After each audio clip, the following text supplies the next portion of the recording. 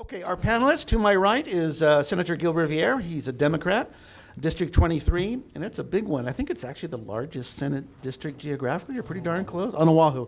Kaneohe, Ka'ava, Haula, Laie, Kahuku, Wailua, Haleiwa, Wahiawa, Schofield Barracks, Kuniya. Did I miss anything? It's not Wahiawa, but it's Schofield Barracks. It says Wahiawa right here. Puamoho. Okay, I'll take that out. I'll call. That's on the legislative website. It was a copy and paste. Sorry. Go ahead and bring the mic closer, Gil. I'm going to call them Gil and Val, by the way, not out of disrespect, but because I feel like it's a talk story here, and if you're comfortable with that, that would be great. And then to my left is Representative Val Okimoto. She's a Republican. She represents District 36, Mililani Malka and Mililani, correct? Correct, and a small portion of Waipio Acres. Oh, see, that wasn't on the website. That's not on the either. website. I It got should to be, though. talk to the leadership here. Val, of course, if you didn't know, is a freshman lawmaker. This was your first session. True freshman, correct. You survived. I survived. I'm here. To Gil's right is Kirstin Downey. I could read you her biography, but it would take a long time. But she spent a lot of time at the Washington Post, and we're glad to have her back home in Kailua. She even was our D.C. reporter for a while. And she's got a great story up on our website right now, the lead story on Sherwood Forest, the Waimanalo, the surprise, caught everybody surprised, tearing down the trees to build ball fields. That's a crude summary, but it's a great story. It's getting a lot of attention. Hello, Kirstin. And to my immediate far left, rather, is Blaze Lovell, and he covers just about whatever we ask him to cover. He's very much the general assignment. He and Kirstin both covered the legislature for the first time, which is not an easy thing to do. I'm still learning things every session, so thank you as well. All right, I'm going to have Gil start, and I've asked each of our panelists to have a few remarks about what was top of mind for them during session, and then I'll have a few follow-up questions. As always, feel free to interrupt and say, I want to add something, and then we're hoping to make plenty of time for questions afterwards. So, Gil, let's start with, how was session for you? Thanks, Chad. And I want to thank you for having us on, and all of you for turning out today, and everybody watching. Can you hear Gil okay? Can you hear me? I guess a little closer. These microphones are different. Okay, there we go. Okay, thank you. Thanks for being here, everyone. How was session for me is the question. It was fairly quiet up until the end, and then it ended in a spectacular fashion. This session, like always, as Chad mentioned, had a couple surprises that popped up. They weren't entirely surprises, the water bill and the vacation rental bill, but they were surprising in the way that they came to a conclusion. Some of the other measures that Chad mentioned, the income and the some of the sustainability goals. There was a lot of sustainability goals this year. I introduced several of them, and they had a lot of traction. They got pretty far along the way. Things like shoreline disclosures and having carbon tax. The carbon tax, conservation goals. A lot of that. I guess that's an ongoing thing that every year we're going to need to address those and nudge them forward. And sometimes people ask me what's it like to work in the legislature, and I see my job sometimes as being a voice of opposition. I kind of relish the role of standing up against ideas that I think are bad. It's far too easy in this building to go along and just vote yes and vote yes and vote yes. And if you don't like a bill, you pray that somebody else will vote against it or kill it somehow, or maybe it'll die in conference. And as you folks that pay attention to this, you know that's where everything goes to die, is in conference committee, because nobody wants to stand up and say, wait, I think that's a bad idea. So I actually enjoy the position of standing up on some of the controversial measures. I don't know if we want to go into the details now or save that for later. Well, but, I might just ask you about the two bills you mentioned earlier. We call it the Airbnb bill, but it's Senate Bill 1292, and then the Water Rights Bill, that's what we call it. It's House Bill 1326. Both of them, because I was there, Kirstin was there for Airbnb as well. You were there. I had never seen anything like this in the legislature, and I think we'll start with the water bill. I don't want to spend too much time on it, but it was in committee. It was in a hearing before it went to conference committee, and Kai Kahele Water and Land Chair introduced a new version of the bill that would carve out Alexander and Baldwin. Now, I'm not going to take a lot of time to explain the water rights bill. You guys look like you're pretty Akamai, but some people call it the A and B bill, and Kai surprised a lot of his colleagues. You were there. You sit on Water and Land. Are you also on Ways and Means as well? Yes. So Donovan Dela Cruz surprised, well, I don't know how much he surprised everybody, but he then deferred the bill. So there it was, killed on pretty much the last day before we go into conference committee. You're pretty darn close. What was that like? So I have been the most vocal opposition and opponent of the water bill since 3 years ago when it first flared up. I spoke very passionately about it 3 years ago. I said that it's time for the Department of Land and Natural Resources to get on with doing the permits, and we shouldn't give them a 3-year pass to kick the can down the road. And lo and behold, 3 years later, even in January, this is what I point out, in December, DLNR's report to the legislature was, no, we don't anticipate any legislation or any needs or any fixes. The water bills are just doing fine. This was in December, their report. And then in January, there's an introduction of a bill to grant 7 more years. So what was already 3 years too many, in my opinion, suddenly was coming back to give 7 more years to not resolve the issue. So Senator Kahele really dove into the issue. He worked hard to learn and understand the issues. He organized a trip to Maui. 4 of the 5 members went to Maui to meet with all the parties involved where the water issue is concentrated. And to his credit, he really came up with a good solution in the end. He was trying to work.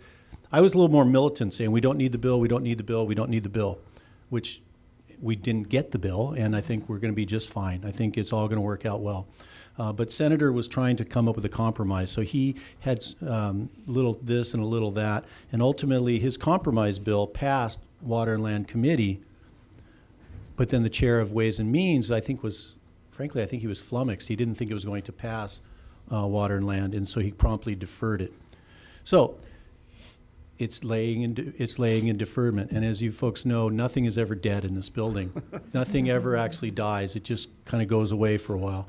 And so the question was, will it surface, will it surface, will it surface? And while we were worried about that, the Airbnb bill We'll just briefly talk about that. I think that's what squashed it. Because I know Kirstin's going to talk about that. But in that case, we're on the Senate floor. We're there Friday night, and this is the end of conference committee, so they're meeting at 6:30 at night.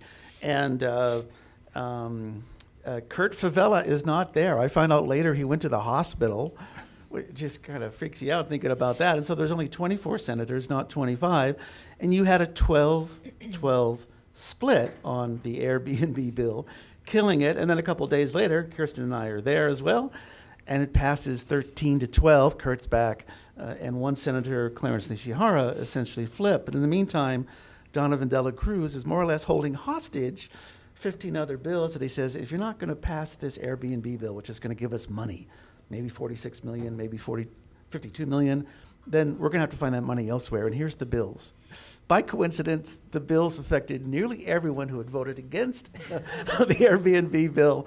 And as I said, Nishihara ended up flipping. Just briefly, what was that like Friday night for you being there on the floor and in caucus beforehand?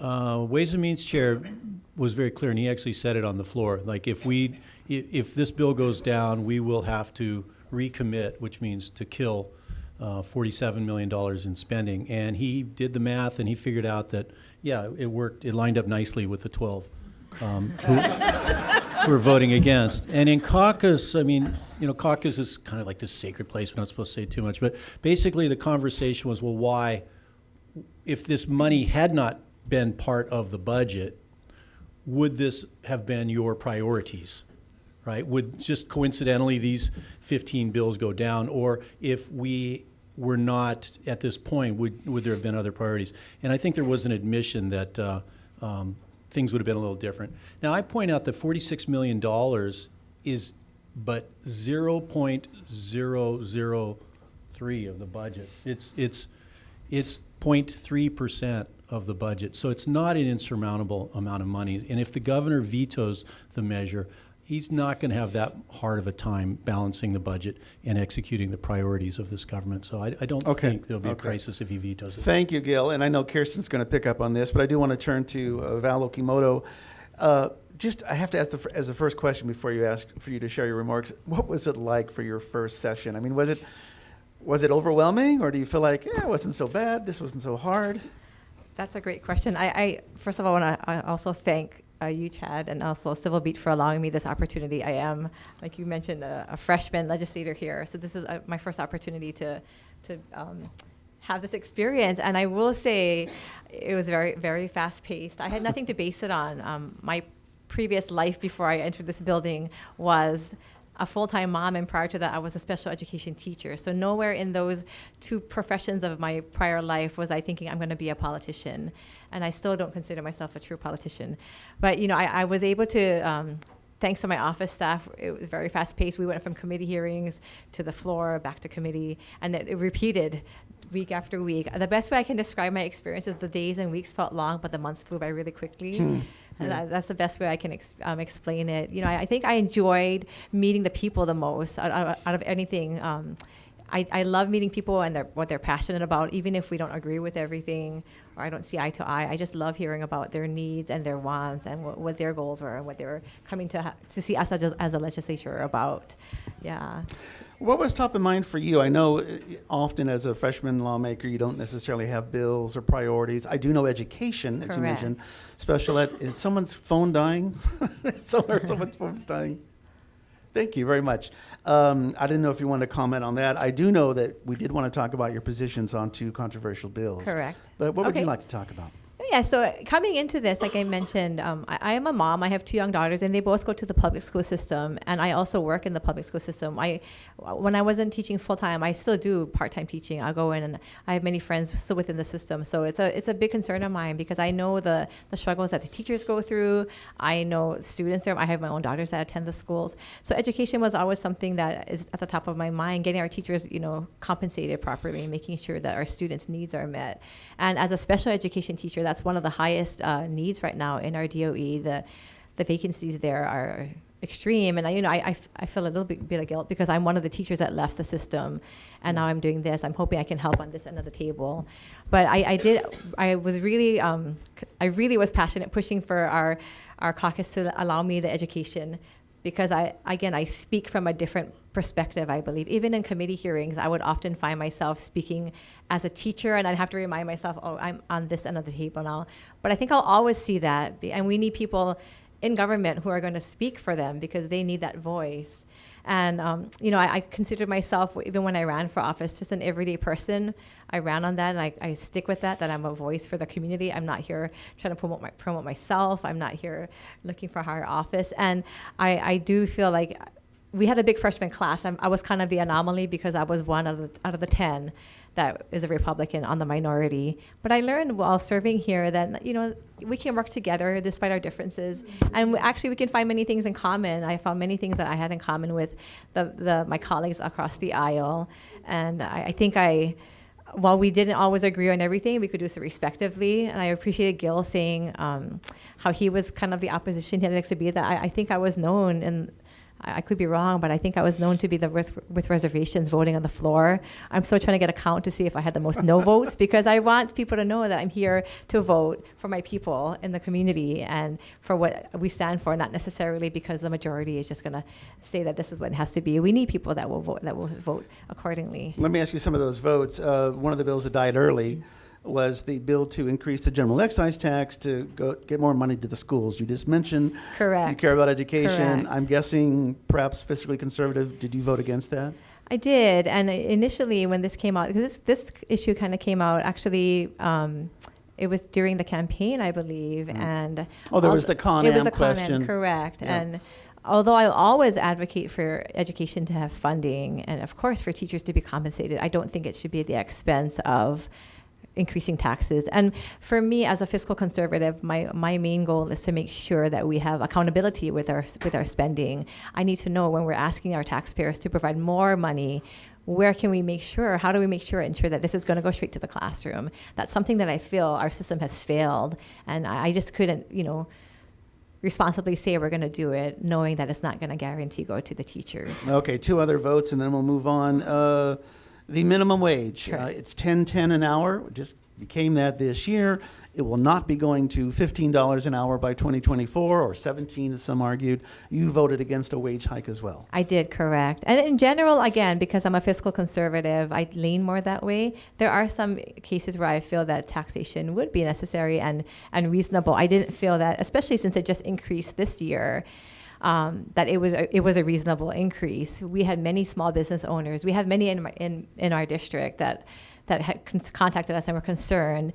And I care about the local businesses. And, we want to look out for the small people. I'm a Kauai girl. I grew up on a small island, and I always want to look out for the small people. And we had many people that came to us and said, if this increases, it will affect their business. And we don't want to put local businesses out of commission. We want them to thrive here and offer, ways for them to be able to sustain their lives here.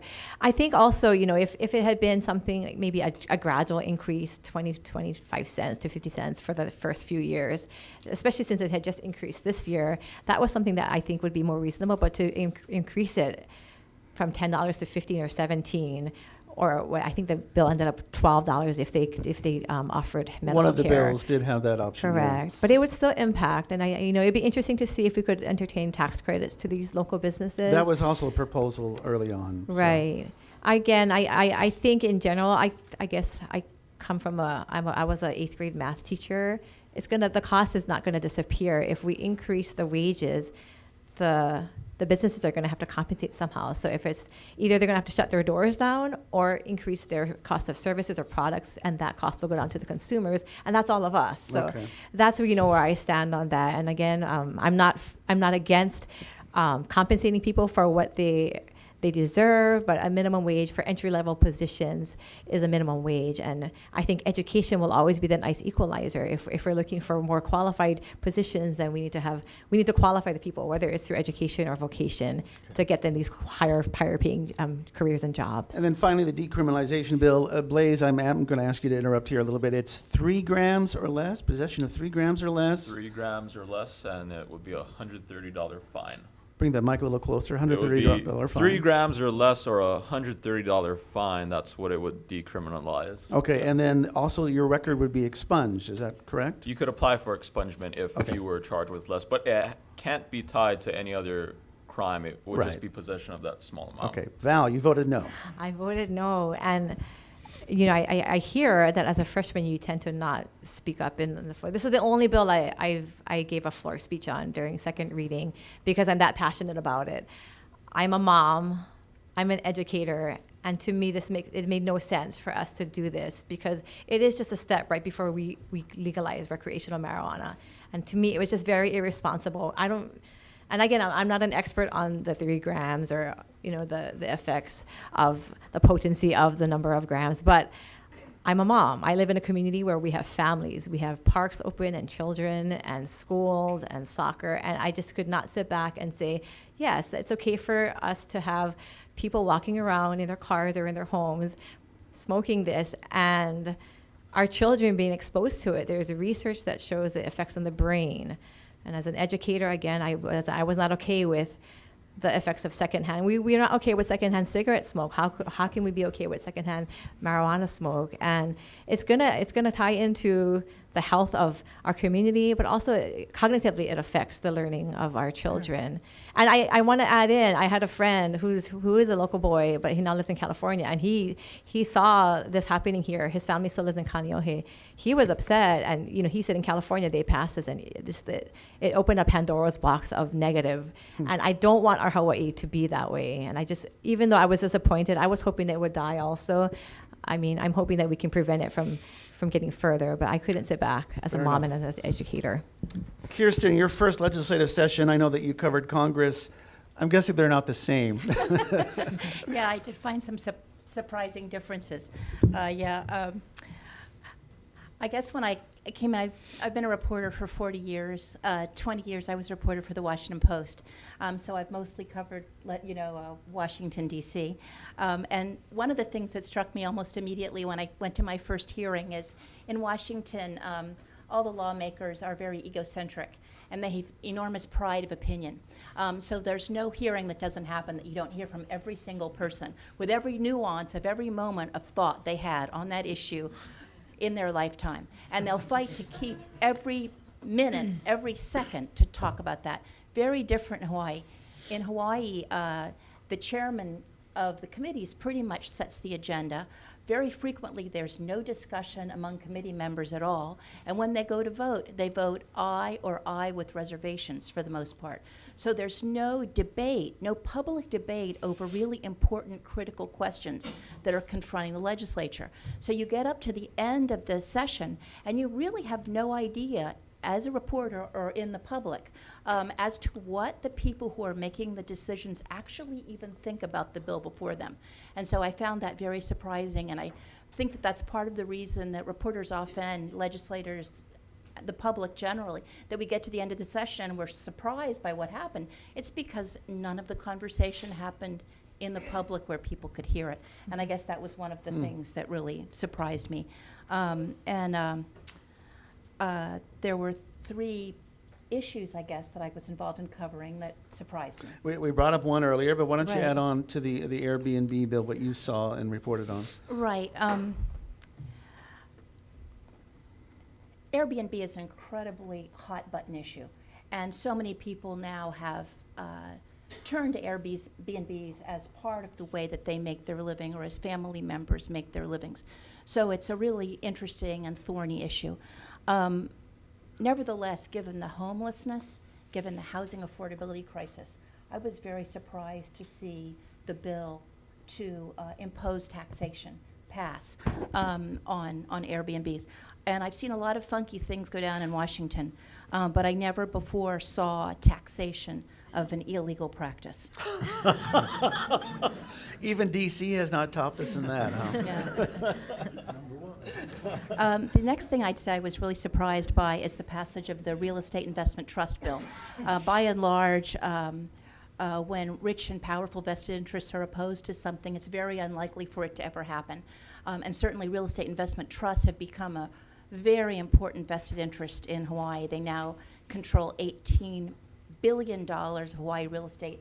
A lot of our marquee properties are owned by real estate investment Alexander and trusts. Baldwin, I believe, is one of those Alexander. companies. And the thing about real estate investment trusts is the entity doesn't have to pay corporate income taxes. So you can see why they've become an increasingly popular way to do all kinds of things. And as we know, not paying income taxes is become an increasingly popular way to operate in America by a number of entities. Real estate investment trusts have benefited from that perception. They've grown enormously, and they've grown enormously here in Hawaii. When the bill was proposed, we assumed it would be shot down very quickly. We never expected that bill to be passed. On the other hand, there was a very strong constituency of people who said it was an issue of an issue of equity, that if our locally based companies were being forced to pay corporate income tax, then these other operations that are based elsewhere should also be forced to pay corporate income tax. And so that one was quite a surprise. And just quickly, Blaze, what was the figure on lobbying by REITs and their PACs or their associations? I think in the first 2 months of the session, they spent the most. They spent about $126,000 on lobbying lawmakers, advertising to people to try to influence the path of this legislation. It didn't work. Obviously. And I'd say the third surprise I had in the session was that, and of course taking everything that Val into account, it was very surprising to me that a Democratic-controlled state was not able to pass a minimum wage, because the minimum wage really is the foundation of the Democratic New Deal. And if a minimum wage can't pass in Hawaii, where can it pass? That surprised me. Okay. One other question. You also were paying close attention to some of the criminal justice reform bills, bail reform, the oversight. Some of those made it through. Not as strong as was recommended by 2 task force, but some progress there? Yeah, we did see some real progress, and that was really interesting. And that was another one that sort of went up to the wire, and we didn't know what was going to happen. And it was one of those cases where some pieces of previous bills that we thought had died suddenly resurfaced, and in a bill that had we didn't expect to see it in. And in fact, what we ended up with was two very interesting new things. A new Criminal Justice Oversight Commission that's going to have the power to keep an eye on what's happening inside the jails, and a new Criminal Justice Institute that's going to be operated within inside the Judiciary Department of the state, which will start to keep track on what's actually happening. How many people do we have behind bars? What's happening to them when they get out? How successfully are they being reintegrated into society? Advocates of criminal justice reform are very optimistic that even having these two new sources of data are going to give us better information about how well, how humane, and how cost effectively our criminal justice system is being operated. It's the recommendation really was it's rehabilitation, not incarceration, as being the path. And we'll see. As we all know, we have a very serious overcrowding problem at most, if not all, of our jails and prisons here. Thank you, Kirstin. And then Blaze, segue into you. What was it like covering session first time? It was wild, especially the last 2 weeks of conference committee. I think I described it as like the ending of a Benny Hill episode where Yakety Sax is playing and they're chasing each other around. Go ahead and pull a little closer, or it's more like Scooby-Doo, where I'm Shaggy and I'm trying to chase the villain, which is the Bill, through the mansion and trying to figure out what's going on here.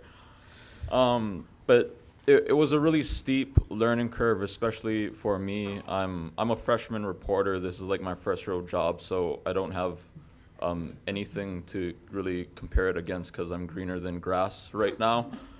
But it's a lot of work, and I hope I didn't terrorize all the legislative staffs too much. I apologize if I did, and I will probably do it all again next year when I'm back in this building covering the session all over again.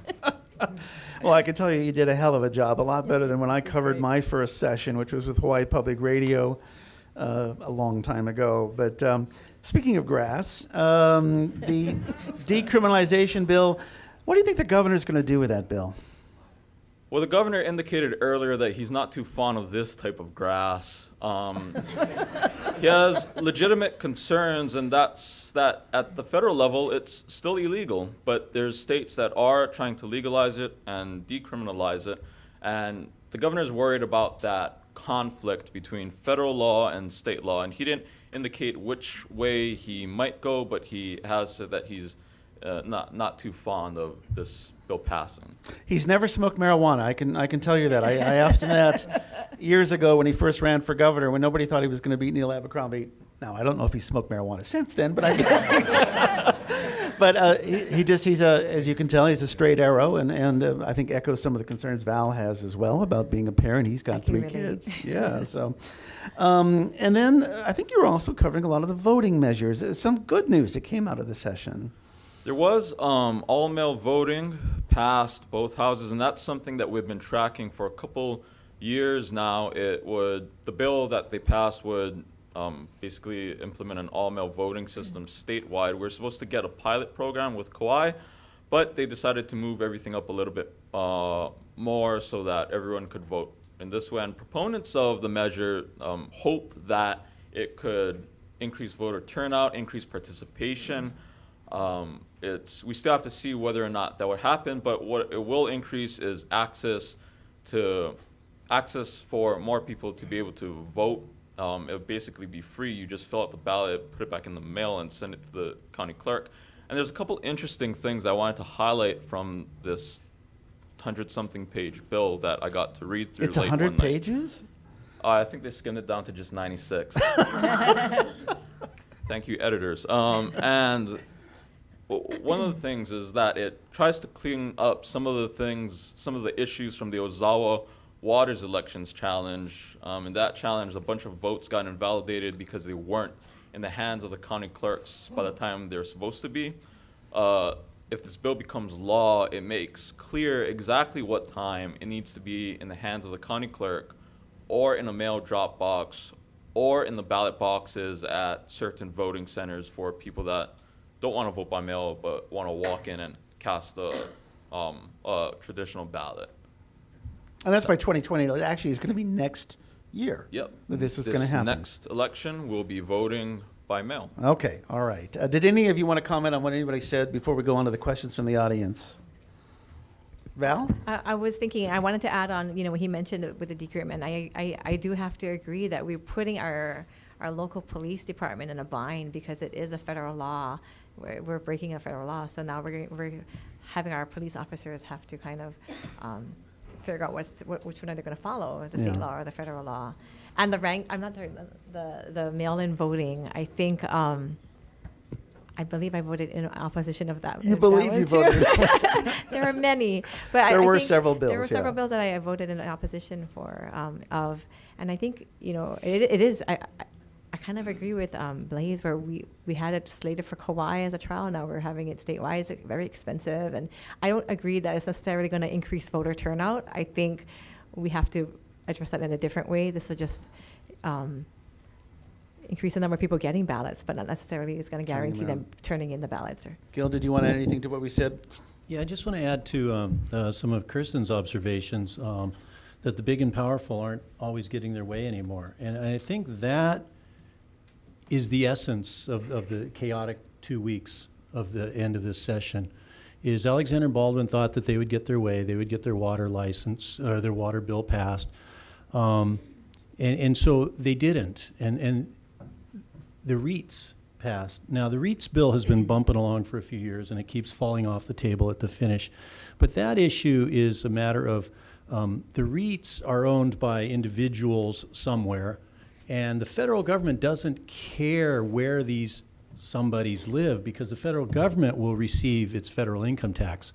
But the problem is when the REITs are so heavily invested in Hawaii and all the owners of the REIT live somewhere else, all of that tax revenue is being exported out of the state. And we're a unique state. We're a very attractive state for investment. So it is, I believe, that's why I supported the measure, and that's why I believe it was appropriate to start collecting tax from the REITs, because we have this imbalance of people coming in and all the revenue is going offshore. So those are a couple examples, and I think, again, that the point is that's what created the tension at the end of this session. The water bill, the Airbnb bill, the REIT bill wasn't as controversial, but like I like to say is like my side, the rebels, we're not used to winning, and the other side's not used to losing. So I think it created a tension all the way around. It was a remarkable year. Questions for all of us, and we'll start with a question for you, Gil.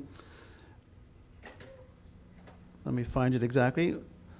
Why did you vote for the renomination of Nolan Espinda, Public Safety Director, and what will you do to improve the oversight of public safety? I voted in opposition. Oh, well, did you hear that?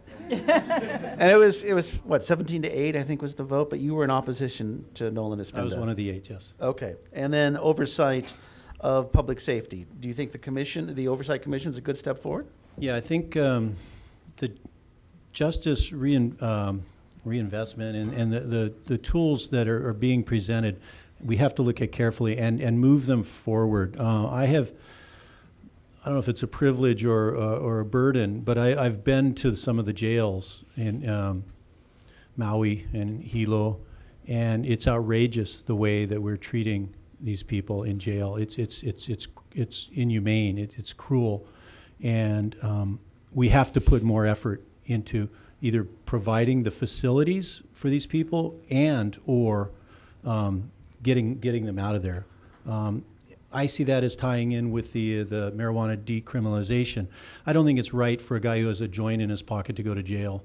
The jails are full, and so I think we have to find ways like that where it's a compromise to say, well, we don't want that kind of behavior, but we can't be locking everybody up. So there's a lot to be done, but it's going to take money. It's going to take a priority for our legislature to do that. And as I've talked about this with people often say, well, too bad, they're criminals, let them do the time. But that's just unacceptable. If we're going to be responsible for these people, we've got to treat them with some decency and realize that they're coming out at the end. So let's do the best we can to help rehabilitate and Two launch questions for Val. Where do you plan to get funding for education if you vote against funding for education? Now, keep in mind, I believe it's $2 billion or $1.8 billion. I believe it's still the largest expenditure of the budgets are darn close. So we definitely are finding money for education. But Correct. I don't know if they're pointing specifically to the... That's okay. Yeah. Go ahead. Take it. I speak from, again, an average person. I wonder from the beginning, and I've asked our CASs, I've asked the HST, I've asked the Department of Ed, where is the money going? And I still haven't gotten a clear answer. I keep on getting told that the money is spent. And I worked in the classroom. I know that we are not fiscally responsible with the funding. And so for me, I would like to, first of all, go back to the schools, we'll go back to the DOE and hold them accountable. We need to have an audit. They get the most out of the budget. They really do. And I'm not saying that we'd have to think of creative ways. I don't believe that the first thing we do is go and tax the people more. But I could be thinking, optimistically. I just feel that my experience in the classroom is that there's money there. We just are not using it properly, and I want to know how we can tighten this funding and have it go directly to the classroom rather than up in the administrative level. Okay. Did that DOE audit bill pass? I can't remember. I don't know. It was I know in the there was a beginning, bill. and then I don't know what happened to it. I didn't hear it towards the end, Okay. so I lost Okay. track of it too. I can as tell well. you that Corey Rosenlee, the HSTA president, says, look, you're not going to find a pile of money just sitting in a room somewhere. It's being spent wisely. But what Val said about accountability has been repeated by many people. Right. Okay, let's move on. Oh, one more question. This is actually for both of you. Okay. And then I have questions for reporters. How did you vote on the pay raises for lawmakers? This would be for both of you, yeah. It went up pretty substantially, about 12% or so over the next couple of years. Well, there's a little trick to that. There is a trick to that. I knew you We were gonna don't bring it up. actually vote on it. There's a salary commission who makes its recommendations, and unless we proactively decline the pay raise, it's automatic. So you can only vote no. You can't vote for. Yeah, you got to stir the pot and put it up there and say, put a resolution. So to if you don't do oppose. anything, you get the money. Yes. Okay, Val? And from my understanding, again, Senator Riviere has more experience than I do, but from what I understand, it's an all or nothing. So it's not just us as legislators. This affects our governor, our judiciary, our judges. And so for us, it's kind of hard because if I want to say, well, I don't think that we should get the pay raise, that also affects everybody else's pay increase. And I do think that our judges need to be compensated for what they're doing. So I'm grateful to know that we don't vote on it necessarily, but if I had opposed it, it would be an opposition to everybody not getting that, and that's to me not fair.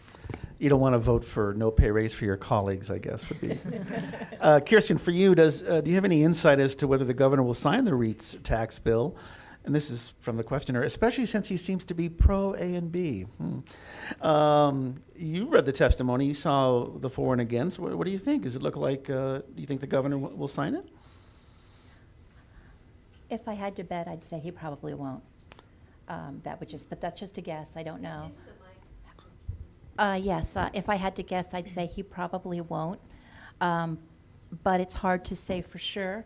There is a lot of fear that this would send a very bad signal to real estate investment trusts and other real estate investment companies globally, saying that Hawaii isn't a good place to invest. They want to tax you. They might do other things that would be unfair to you as well. People are some people are afraid that investments would slow down and construction would slow down. And I know there are some people in the administration that have expressed some concerns about that. On the other hand, it was a pretty persuasive vote for the taxation of REITs. And Hawaii wouldn't be the first. In fact, New Hampshire passed a law taxing corporate income of REITs back in 1970, and they've had no adverse result Any other state tax REITs? No other state. And in fact, Hawaii would be the first in 50 years, so it does stick out. Okay. It's obviously going to stick out. That's when we just have to keep watching. Okay. Blaze, I know that I was covering this bill, but you were actually in the room when this bill died. This is HB 18. This is the Child Abuse Statute of Limitations. Does that ring a bell? It was Della Albalati and Cynthia Thielen. Do you remember? I seem to remember some concerns that religious organizations might have to that bill. Don't know if it was the religious organizations, but I do remember Dalal Baladi taking the chair's mic and explaining why the House was choosing to defer it. Basically, they wanted to look at... I'm drawing a blank now. Sorry, there's too many bills. No, that's all right. I know how you. It was concerns with that House leadership had over it that they needed to sort out, and it said they'd sort it out over the next year and then come back to it next session, like many bills. Got it. Yeah, it's one of those that just dies at the last minute. There's never really clear fingerprints on that. Why didn't the legislature pass any of the bills? We mentioned this earlier, planning for climate change and sea level, but also this one, reducing the single-use plastics. There was, I believe, legislation to that regard. Yeah. Anyone? You can also decline to answer. This is a straw There were bill, bills or- for everything, plastic Yeah. straws, Straws. plastic bags, plastic. They just don't make it, you know. And if I remember correctly, those ones their deadlines were next year. I mean, it's really quickly. That would impact, again, the local businesses if we put it into play right immediately. I also think heavy lobbying from some restaurants and business groups had something to do with it, maybe. No question. I remember when Joe Suki voted against restricting bags back when he was Speaker of the House, and it ended up that turned out he was a lobbyist for the chemical industry, which makes the bags. I think that actually made it on to John Oliver or John Stewart. This is from my mom. Are you ready? Here are my legislative failure concerns. Failed dedicated funding for education, failed banning of single-use styrofoam food containers, failed legalization of cannabis for responsible adult use, failed automatic voter registration, failed regulating payday lenders, failed to ban candy-flavored tobacco products. So what would you say to Mrs. Blair on that one, gang? She will be watching the rebroadcast. Anyone? That's a lot. That's the whole session. You know, Better luck next year. That's the answer. Better luck next year. I mean, that's my mom. Never like, oh, very good. You know, I like this bill. No. What happened? Let's shift gears for just a moment. Gil and I were talking about this earlier. As we speak, the council is debating Bill 85 and Bill 89. And I wonder if we just might mention, even though it's a council bill, it does concern Airbnb and home away and so forth. I know your district in particular has a lot of these, and I think even in Mililani and so forth. Yeah. Have you been following that issue at all? Because you're both Oahu lawmakers. And then I might ask Kirstin to chime in as well. Gil? Yes, I have been involved the whole way, and I went down and testified to the city council just last week on that Monday when they still had it in committee. And my recommendation was that they have to pass something. They've got to get control of this. It is severely impacting my district. There's probably 20% of the housing is out of circulation now in our district. North Shore? We have the Or most the rural. whole- yeah. If you look at the district, it goes from Kaena Point all the way around to Kaneohe, and that's the same population as any one of these districts downtown where you have 2 streets.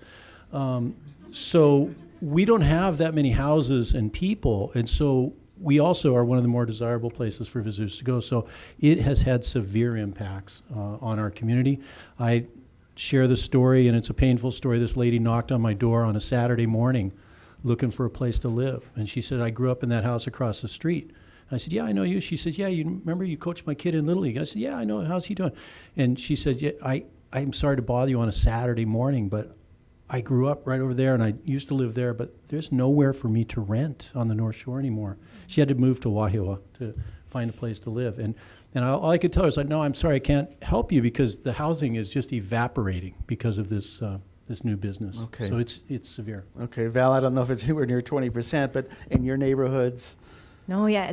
Even though Mililani is, we're a planned community and we're not known for vacation rentals, I do know that there are Airbnbs in our district, and it does affect, we have this affordable housing crisis right now where people want to purchase homes and they can't because nothing's available. So that's part of the problem. I think this law, if we think about it, the law has been in place that these Airbnb should be registered and they should be reporting and they should be paying their fair share. And while in general, I'm not for excessive or extra taxation, this is one case where we're asking them to pay their fair share. And if they're going to, be in this business, they need to do it legally. And if they're going to be renting out their homes for these vacation rentals, then they should be paying their fair share. So that's why I think in this case, I supported this. But I do feel that it is an impact. We have such a shortage of housing, and we need to be able to keep. I have 2 daughters. They're young. I want them to be able to live in Hawaii if they choose to. It's a concern of mine. And so if we're going to allow this type of business and behavior, what's going to happen to the future, our generations after us? Okay, Kirstin, I hope you don't mind that you recently moved to Waimanalo. You were in Kailua. This is an issue near and dear to you as well. Yeah, it's really alarming to see. I worked, most of my adult life on the mainland, so it's been quite alarming to me. I mean, to see really how terrible the housing crisis, the housing affordability crisis is. And I live in Waimanalo, and I'd say about a quarter of the houses over where I live are operating as Airbnbs. 25%. I would say the neighbors think 30%. Wow. It's hard to say for sure. So what you have is affluent people coming as tourists to visit, and they're very pleasant. They're nice. They love it. It's nice to see how much they love it.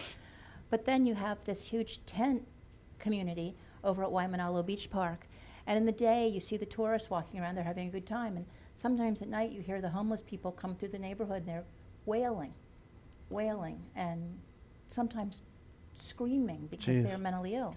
And Yeah. it's a complete failure to deal with a very serious problem.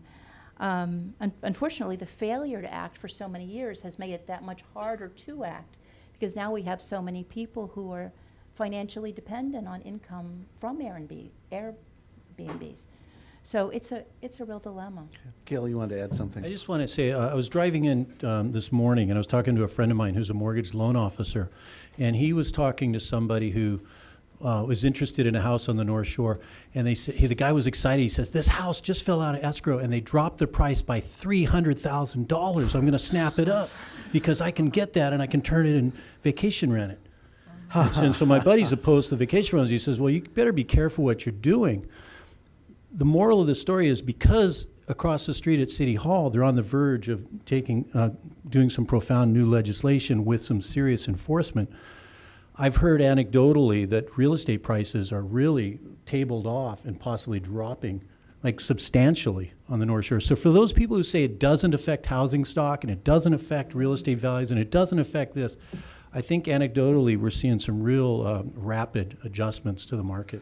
Just to let you know where we are, we're approaching the 1 o'clock mark. There are cookies, there is coffee, there is water, and there is Alana with white index cards. If you have questions, please let her know.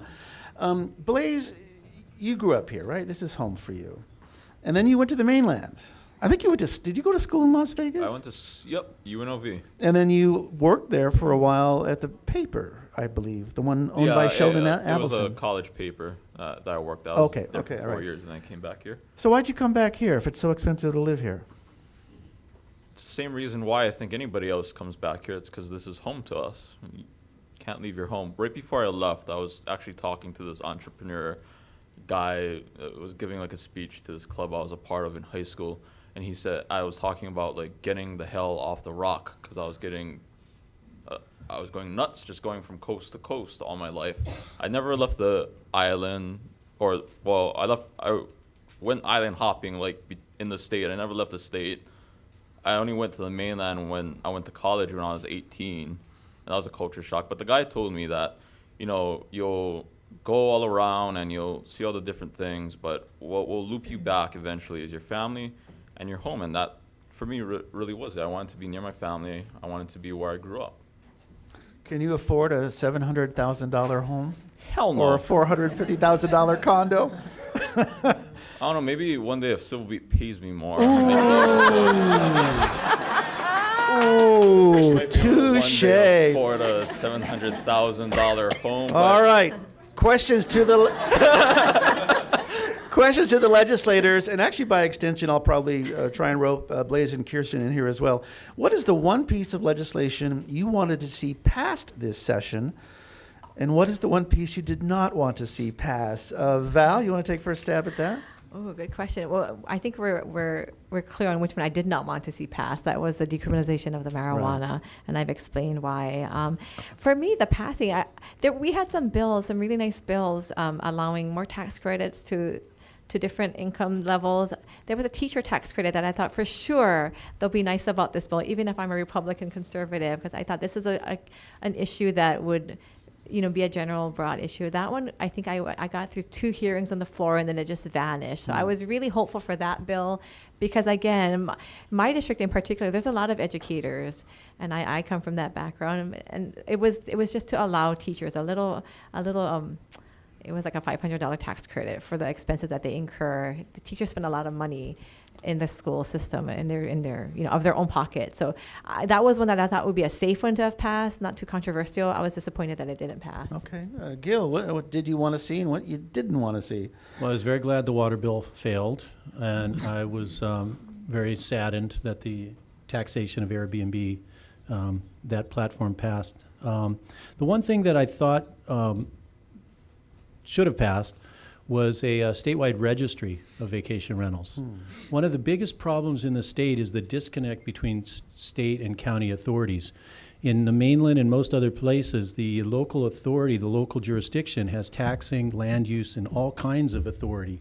So when Santa Monica passes a law saying, Airbnb, you shall pay us these taxes and you shall give us reports and you shall do this, it's all centralized. Whereas here we have this bifurcation of authority. So one way I thought to bridge that would be to have a universal statewide registry with the DCCA where you could look up, does my neighbor have a license? And then the counties could refer to that unique identifier and the Department of Taxation could work to, so it seems to me that that would help bridge that gap.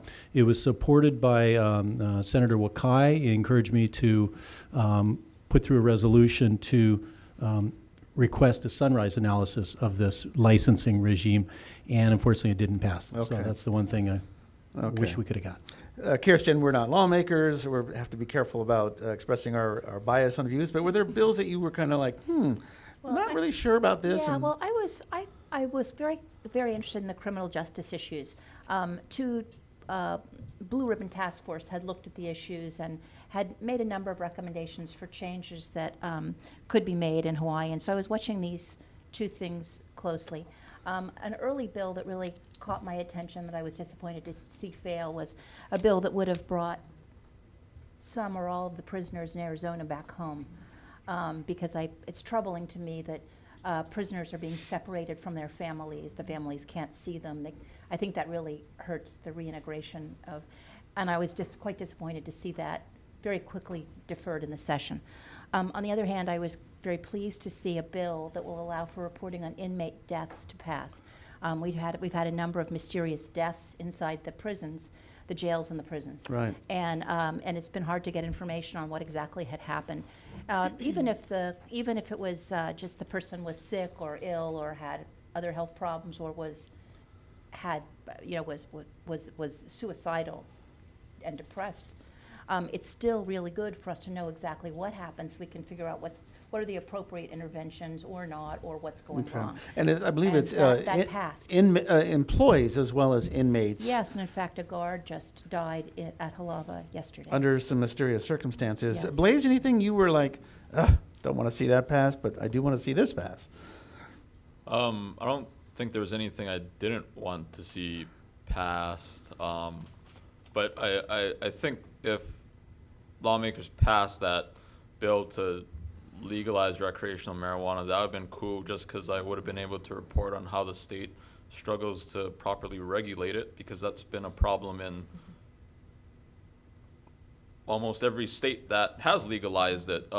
It's really a problem figuring out the tax scheme, how it will be taxed, what department to regulate it, what department has the authority to regulate it and the expertise to regulate it. And going forward, I think this is something that lawmakers are going to have to look at, is the research they base their policy making on. Nationally, research on marijuana, it's hard to come by. And where you do find that there's all these caveats that come with the research that was done, what you can really glean from it. And that's really one of the issues that everyone's going to have to look at going forward, is this availability of research around marijuana and marijuana policy making. Okay, good. I'm sure we'll come back. I'm going to try and answer these two questions because they're related. It regards, again, salaries. It wasn't just legislators that were getting salary increases. It also included the judicial branch, and it included the executive branch. And as Gil pointed out, it is an independent salary commission that was established, and every 7 years they're tasked with reviewing this. Some are wondering, why couldn't the legislature what if you just kind of decoupled the legislature from the judicial and the executive, because you guys are only part-time? Now, there's a whole other argument about whether you do have a part-time job or not, but I think I'm answering the question correctly, saying that you can't. This is something that is by law, and that the commission does this, and they're the ones who decide the dollar figures, and they consider all branches. I believe that's the case. So you can't blame these guys for not turning down their pay raises. Is that kind of your understanding as well? Yeah, when I first started running for office in 2008, the salary was $33,000 a year, $36,000 possibly. That sounds about right. And I certainly wasn't doing it for the money, and I still don't do it for the money. I mean, there's a lot better ways to make a living financially and provide for your family. You could open an Airbnb. It was raised. Do you know how much opportunity there is there? So when I got elected in 2010, I think we were at 44,000 or something like that. And what is it now? And it's up to 60 or 62. I don't know. I don't look at my paycheck. It's automatically deposited. So we took a pay cut, though, the first few years that it spiked up. It went up to, relative pay cut, right? It jumped up, and then we waived a certain percentage of that because of the economic hard times of the Great Recession. Yeah. So there was 2 or 3 years where we didn't take the full allotment, and I suppose we could do that now. I don't know too many of my colleagues who would do that. And you do want to... It's a delicate question. Honestly, it's a delicate question because is $60,000 too much, or is it not enough? It seems about right to me because you want to be able to allow people. You don't just want rich people who don't need the income to step forward and be in politics. You do want to provide. Where has that happened? You do want to have an ability for people to come in and be able to pay the bills, and so I don't think it's a big money grab. I'm in that camp. Val? I want to put a disclaimer that I have to be reelected. Our positions are only 2 years, so it's not even a guarantee. I'm hoping that I will be able to, make it in 2 years. But I've learned that this, although they call us part-time legislators, it's really not a part-time job. We are, we represent the community even past the 4 to 5 months that we're in session. And I've learned, just like with teaching, that when you put your heart into something, it's not just while we're here at the Capitol or even from like 8 to 5. It's all day, every day, because you're carrying up. If you do it correctly, and that's the reason I'm doing this, is to represent the community, then it really is, it's a 24/7, all year, 12 months kind of position. So I also agree that with the amount of dedication that it takes, if you want to do it correctly, I feel like it's a fair compensation as well. Blaze and I and Kirstin are actually paid to be here. Blaze not as much as me and Kirstin. That'll change. But the session is over, and here's Gil and Val off duty, but not really. It is a full time. It always working. So, questions. Let's be real. Climate change is here. It's the most important issue of our time. Our kids will not have the same lives that we have. What is it going to take for real action to meet our goals? You don't have to answer. Okay.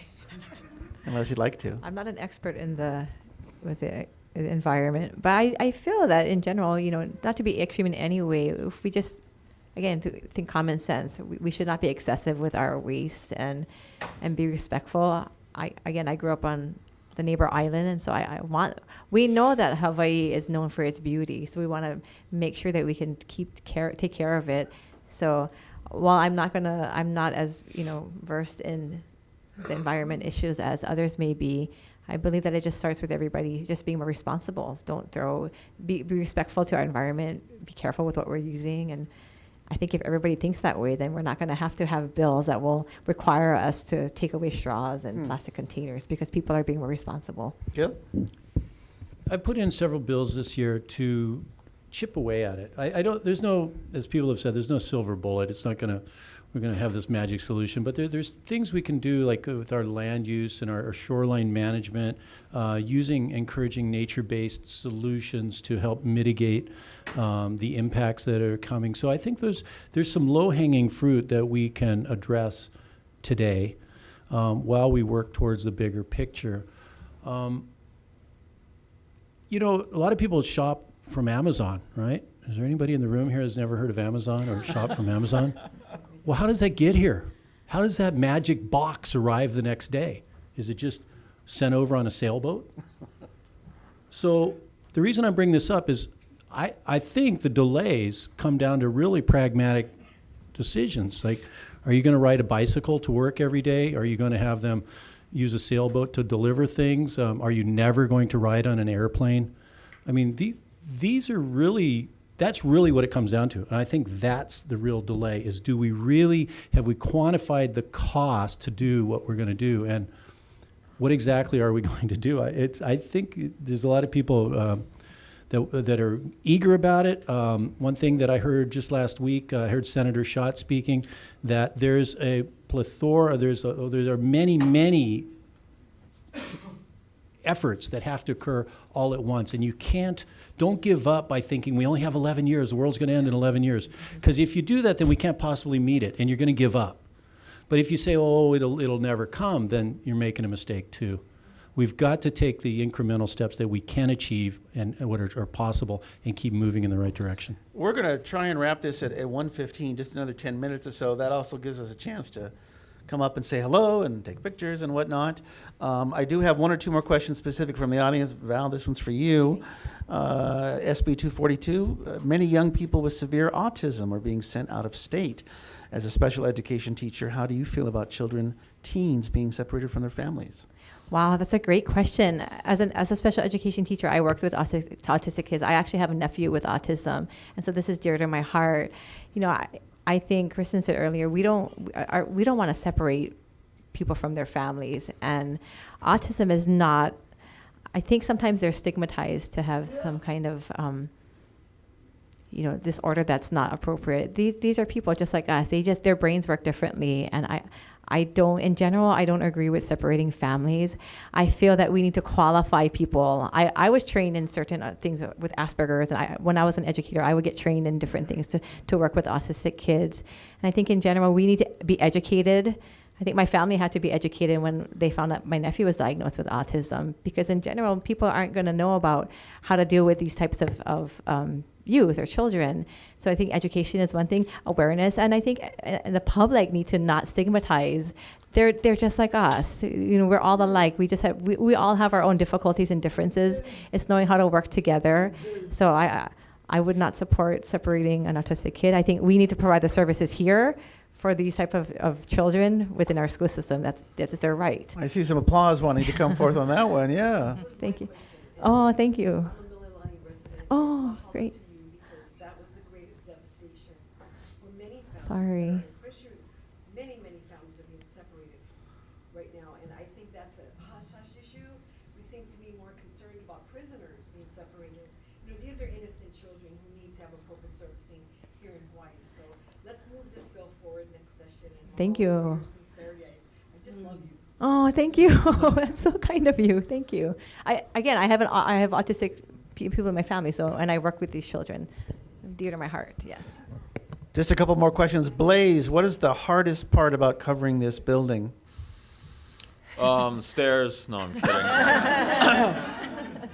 It kind of goes back to what Kirstin said. In Congress, everyone's willing to talk to you. And here, because there isn't as much discussion that happens actually during the public hearing, then it's incumbent on the reporter to then go and talk to as many lawmakers as we can wrangle in after the committee hearings to figure out what exactly went on, what was the decision-making process that went into crafting whatever new bill, or whatever new version of the bill you have. And that process is made even harder once everyone's on the floor and then they retreat into the caucus room and then come back out of caucus and have what's called a floor draft, which is a totally new version of the bill that no one's seen yet, and is sometimes apparently not even drafted in its final form, but everyone gets to vote on it and talk about it. So that's one of the challenges is I guess how the business gets conducted here. I think I compared caucus to I think I compared it on Twitter to these little creatures scurrying into a burrow to go hibernate on their ideas and then coming back out in the spring in the light. Whew. All right. Kirstin, what about you? What was frustrating as we wind down here? I'm with Blaze. I was too, and I almost just felt like, where do I even find a person to ask? Where do I even find a person to Yeah, ask? And yeah. it can be very challenging, especially if you find out they just voted on something that you had no idea what was the document they actually voted on, and you had to try to write a story about not just what it would mean, but who would benefit or who would be hurt by it. To Gil and Val, how do you educate yourselves to inform the legislative decisions you make? I've heard several comments in this event on single-use plastics, voting, decrim of marijuana that do not align with best available research. How do you educate yourself to inform your voting? And the person is expressing some disagreement on some of the things that this person has heard regarding several issues. I don't know that I need to have you defend yourself on that, but how do you learn about the bills that you're studying? What do you rely on to inform your decision making? I have staff that I count on to help prep. When we go into each day, there's maybe 40 measures we have to deal with on the fly, and we just go from deal to deal. And so I read as much as I possibly can in advance. Many of the issues come back year after year, so you're somewhat familiar with them, and you just need to work on the nuances. I do a lot of homework myself. I do a lot of research, and I count on my staff to help prep me. And on the big issues, you know, the death with dignity and things like that, one year I voted against, one year I voted for, and I suffered, and it really, truly was the hardest decision I ever made, was that death with dignity, trying to find the right answer. I mean, I don't take my votes lightly. These confirmation hearings, the knockdown, drag out things that we have, I mean, I do everything I possibly can to try to find the right answer that I can live with and justify. Okay, and then the last one to you, and I'll just briefly ask for some closing comments. Go ahead, Val. This is how do you learn about the bills? I have to echo, I think one of the smartest things I did, well, I know the smartest thing I did was to hire the correct people in my office, because I did, come fresh from the campaign trail here, and they would prep me. And as an educator, one thing I always do is I encourage question asking, so I would constantly be asking questions. It was really impossible, and being new, these bills were all new to me. I do hear that the luxury of being, in the legislature longer is that you see the bills kind of recycled, but this was all new to me, so I had to rely greatly on my staff. I had a wonderful team. I'm grateful for that, but we would prep every day in between. I mean, it was nonstop prepping between committee hearings, floor, back to, and texting and meeting in the office. And I think also before session started was the opportunity to get to know people. Came to my office, and being a new legislator, they would come and seek me and share with me again what they had wanted. So I was able to be educated that way. But I gotta give a shout out to Jamie, Eric, and then they were the ones who carried me through session and helped me stay on track and answered my questions, or found the answers. If we didn't know where to find it, we found the answers to help prepare me. Any final comment from any of you before I read some closing remarks? Kirstin or Blaze, anything you wanted to add that you didn't have the chance to say? Kirstin's done. Blaze? I hope I still have a job after this one. With more pay. I am certain you have a job after this. This guy did a hell of a job, let me tell you. Yeah, round of applause. Well, thank you very much to the panelists, particularly Gil and Val, because as I said, they're off the clock, but not really. They're never off the clock. I do want to read these remarks. Civil Beat, in a partnership with Doris Duke Theater, will be hosting, I hope I pronounce this correctly, Alana, Anote Tong. Thank you.